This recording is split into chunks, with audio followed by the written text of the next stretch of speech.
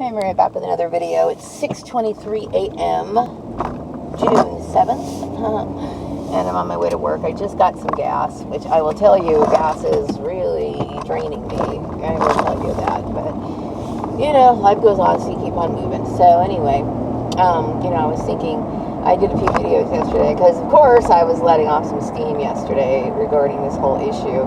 And, the campaign smear and everything else and the obvious injustice that I'm dealing with. I was thinking about mostly Karen. I was mostly focused on her and my vivid memories of my experiences with her.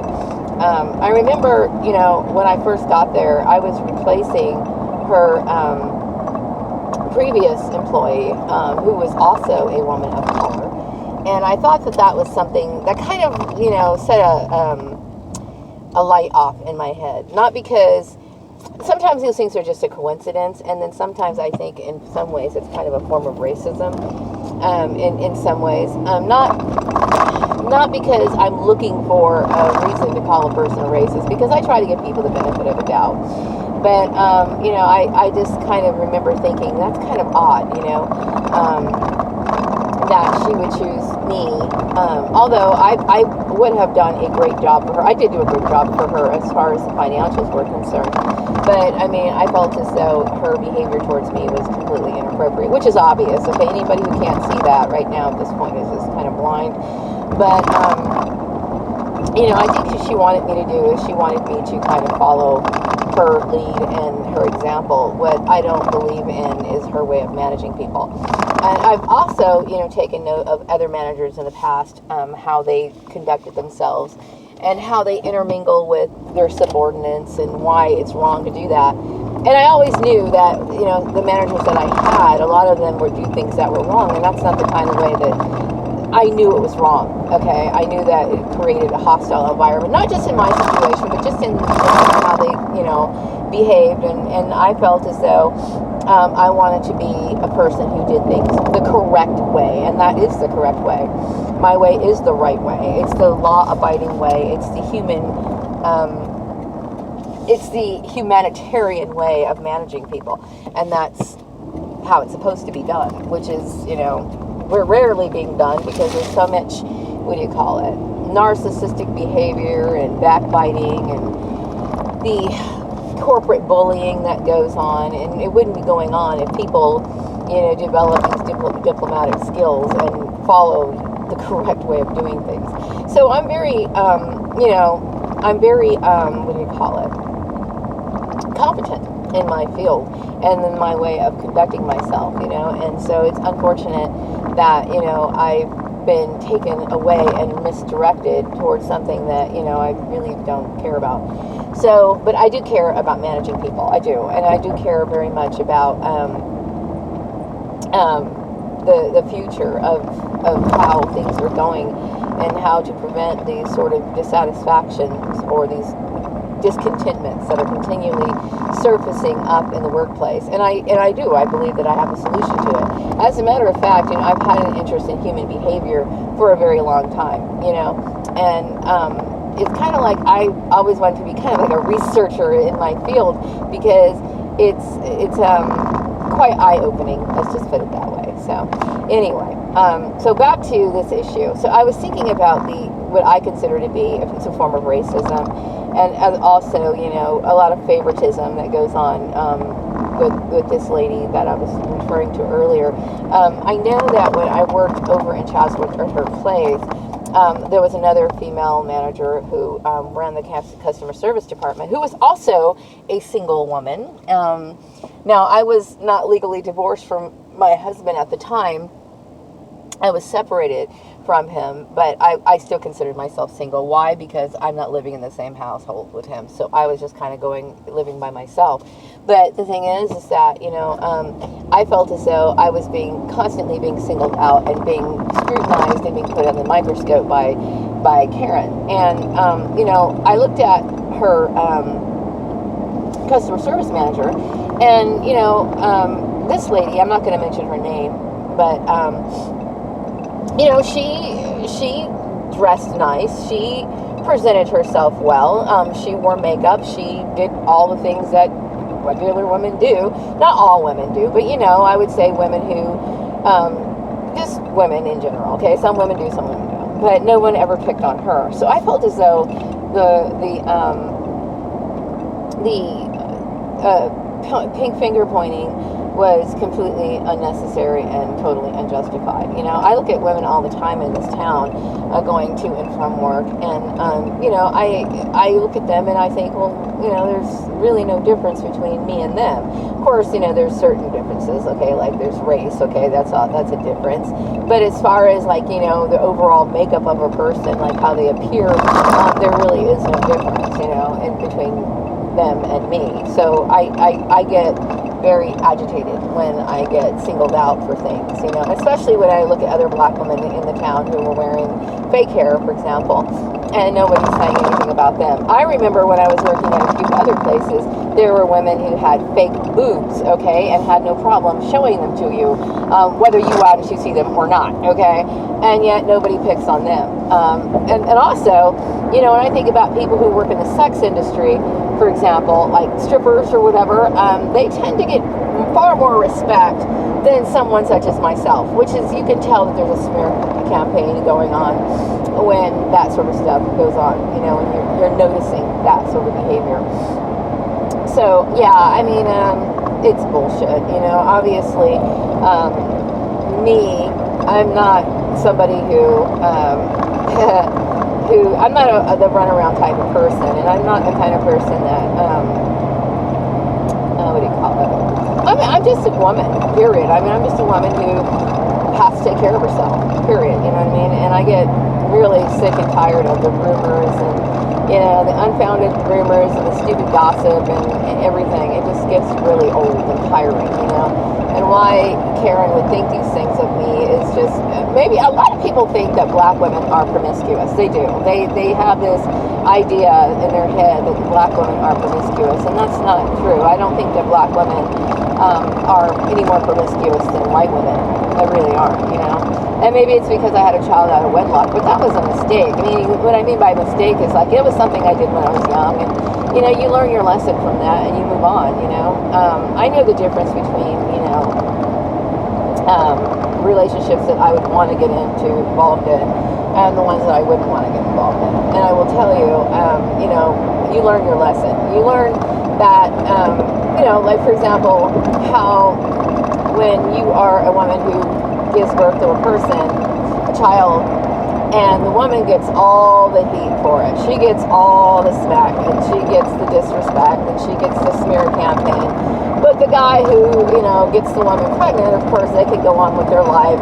They don't have to pay a dime in child support, and they're still fully respected in society. Now, why is that? Why? Okay? So it's bullshit. It is bullshit. And their women are set up to be the blame for everything.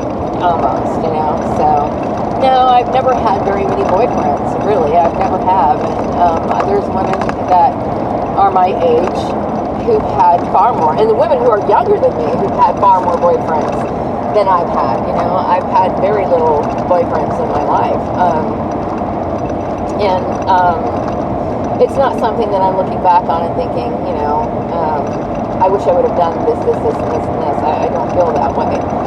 When you start understanding the true nature of people, then you don't really feel like that's something that you want to pursue. You know what I mean? I guess I'm different than a lot of people because I can see through people, and I don't want to deal with that stuff. I don't. I mean, and you're thinking, okay, what about the cute guy? Of course I want to get to know the cute guy, okay? But if the cute guy doesn't work out for me, then I really don't care whether I get married or have another relationship again. I really don't. And I know that sounds very strange to some people, but I don't really think most people have that sort of, what do you call it? I don't know. I'm careful, and it's not something, a relationship is not that important to me. There's a lot of women who feel this way. A lot of women who feel this way. And that's just the way it is. I mean, it's like, I don't want to be in an abusive relationship. I don't. And I don't look at other women, I don't envy them, thinking, oh, well, they're in a relationship and they got this, and I don't envy that. I don't care about it. I just don't.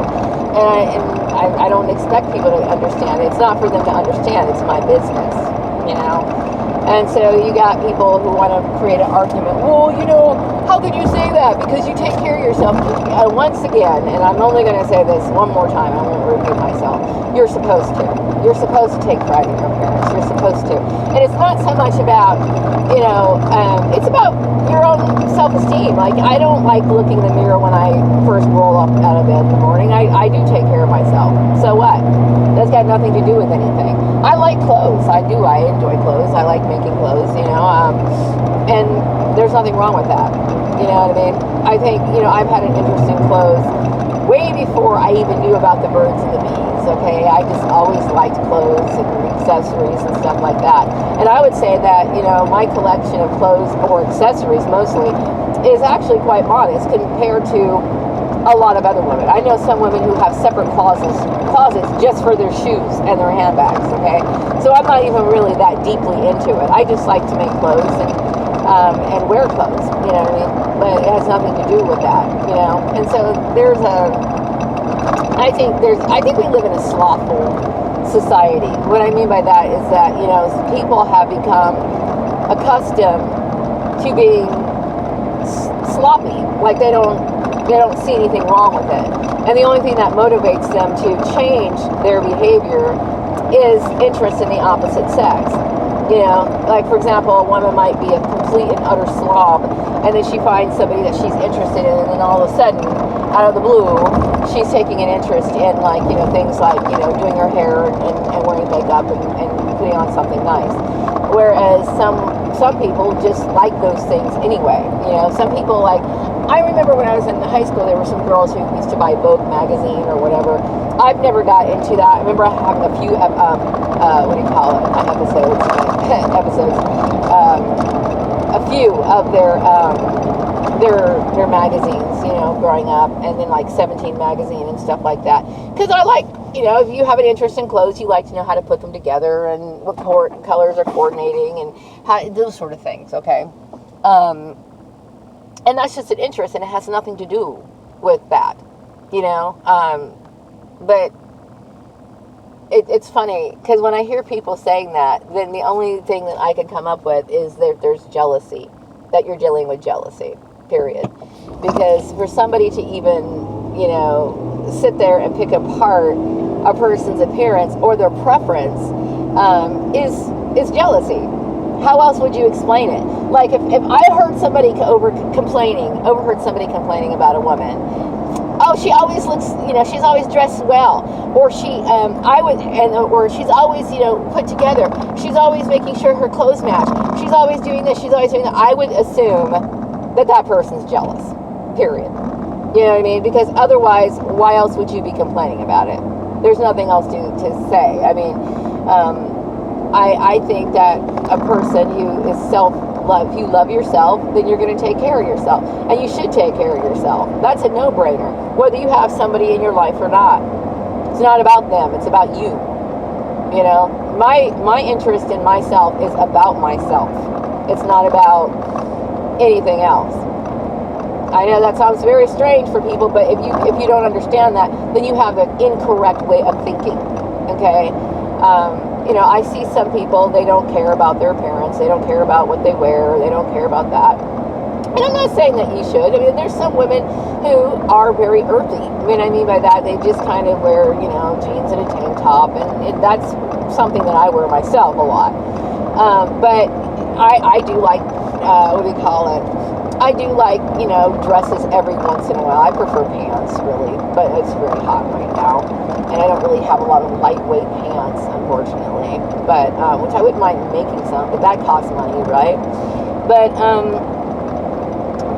you're supposed to. I mean, that's the way it's supposed to be.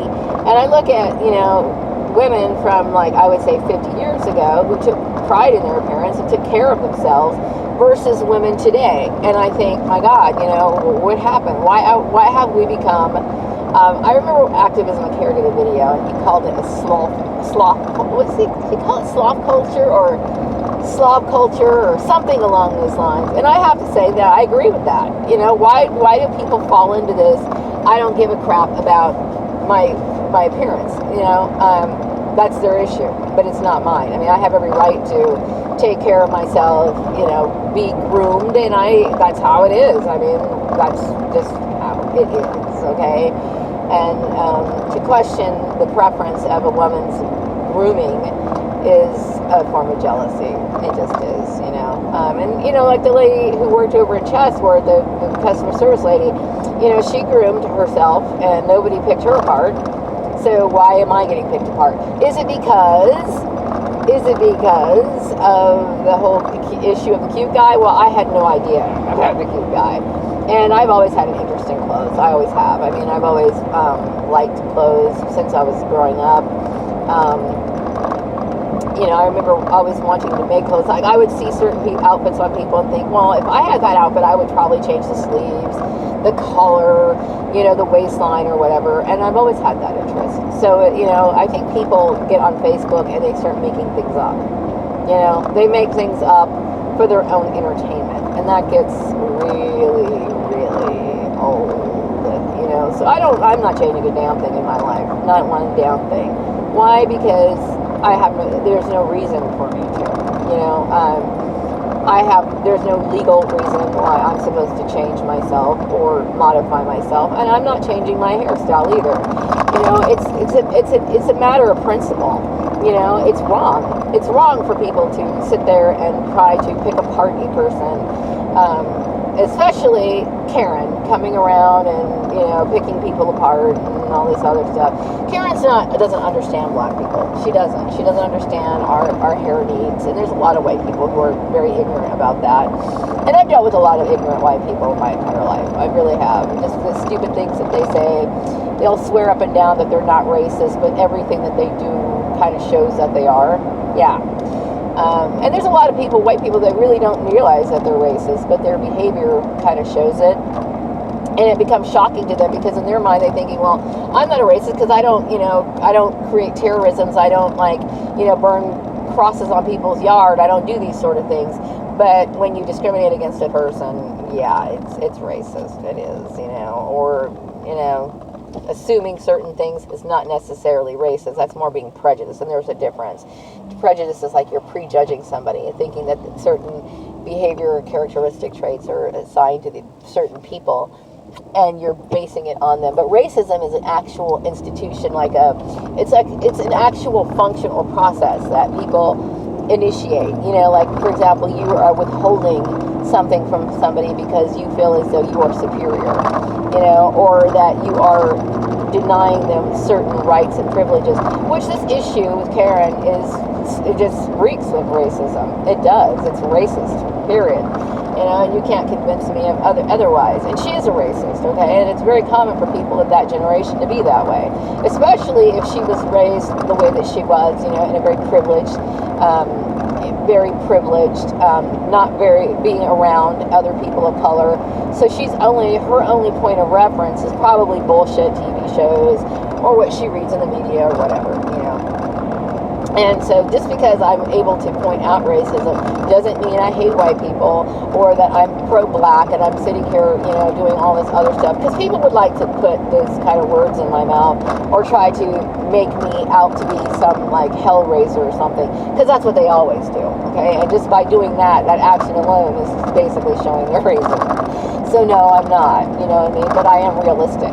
I am very realistic about, people. And I've dealt with white people and their racist behavior all my life, so I'm fully aware of their tactics and their behavior and the things that they say and the double meanings behind it. So I'm no fool.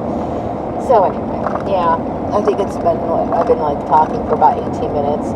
Keeps me company, talking on this little old phone of mine that's falling apart on a daily basis. But I consider myself a peaceful person, and I am. I'm a very peaceful person. I'm a live and let live person, which you should be that way. That's how you're supposed to be. It's not for other people to tell other people how to live their life. And when you do, what is it inside of you that's making you want to control somebody? Okay, and usually it's either jealousy or narcissism or something along those lines. It's a behavior characteristic flaw, you know, and I don't care what other people do. I really don't.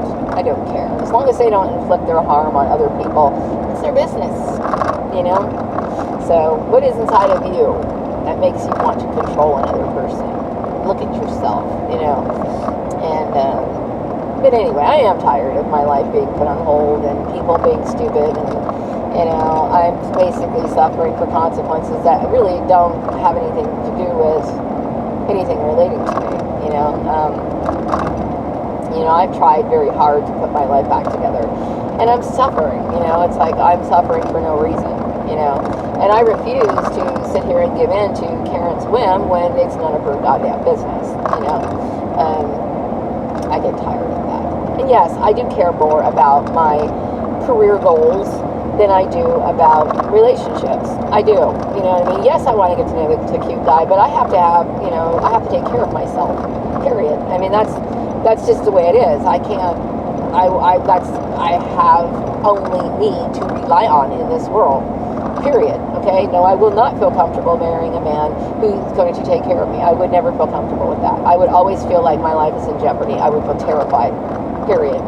You know? So when stupid employers come around with their stupid bullshit, you know, trying to inflict their shit on other people, let me tell you, you put people in a very awkward situation. Okay? You're basically dangling or threatening their life by your stupid behavior. Yeah, that's right, Karen. You know, you're just the equivalent of a goddamn murderer to me as far as I'm concerned. You know, yeah, I care more about that than I do marriage. Period. And I know that sounds like, well, that sounds horrible. No, it's not. It's based on my reality. You know what I mean? Yes, I do want to get to know the cute guy, okay? But I have to take care of myself, okay? And, you know, I think he's wonderful, and of all the men in the world, I would love to get to know him more, okay? I really would like to get to know him more. I've always liked him, you know? Now, of the times that I haven't been in contact with him, like I said, I never really thought about him very much. You know, I didn't think about him at all, really. I mean, I figured, you know, that was the end of that. Period. I mean, why would I want to continually, you know, look at somebody that I'm not going to be with or, you know, have any relationship with or anything? So I just let it go, you know. But if he's hovering around, you know, come around, you know. I mean, I want to spend time with him and I want to get to know him. I think he and I would get along well. I knew that when I first saw him that we had a lot in common. You know, I felt like we had similar backgrounds. And don't let race fool you, because sometimes people have more in common with you than people of your own race. The only reason why you don't think that is because you don't take the time to get to know them. But my life, my background, I would say, as far as my interests and my little hobbies and my quirky behavior, is very would coincide, I think, quite well with him. You know, I've always known him to be very quirky, and I like that in a person. And you know, I was exposed to a lot of different things, you know, growing up, and so I just felt as though when I first saw him that he was the kind of guy that I liked, you know. And so, of course, I would follow him around, you know, and call his house, and I mean, I couldn't get off bothering him. I couldn't stop leaving him alone. I couldn't leave him alone. I couldn't. I'd wake up in the weekends and I'm like, I have to go see him. I have to. And I'd get my shoes on and I would cross the railroad track by foot and I would go see him, you know. And sometimes I would get on the bus. Oh God. I would get on the bus. Ugh, gross. And I would go see him, and there were times where I would miss the last bus home, and I'd end up having to walk. And sometimes I'd walk in the rain. I didn't care. I mean, I felt like I just needed to see him, you know, just to see him, like, you know, walk around and then drive on his little scooter or whatever. Yeah. You know, and I really don't see anything wrong with that. I really don't. And I don't care about his learning disability. I think a lot of people have learning disabilities. You know, I think the employers who got involved in this have learning disabilities, you know, especially if somebody's made over 700 videos and you tell these people to leave you the fuck alone and they still continue to do it. What is it that you're not grasping? Obviously, you're not as bright as you think you are, regardless of what you kind of master's degree that you have or whatever prestigious college that you went to, you are a fool, is what you are. So don't kid yourself, okay? And also, I do notice that a lot of people have learning disabilities. I do. And I think that it's far more common than people let on to believe, you know? And I don't really care if he does or not. You know, I think that a lot of times people get classified in ways that are not necessarily true.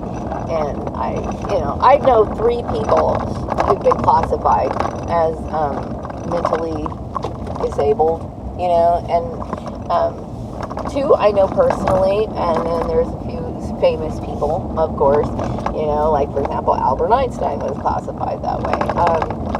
His name was Les Brown. He was also somebody who was classified that way. And I know a few people personally who've been classified that way. And of course, there's nobody saying that now. So I don't really care. I don't. I mean, I just care about someone who I can get along with, somebody I can care about, somebody who I can click with and enjoy things with. That's all I care about. I don't care about their GPA or anything like that. You know, that's kind of superficial at this point. Anyway, I'm going to wrap this video up, and I will be back with another one later. Talk to you later. Bye-bye.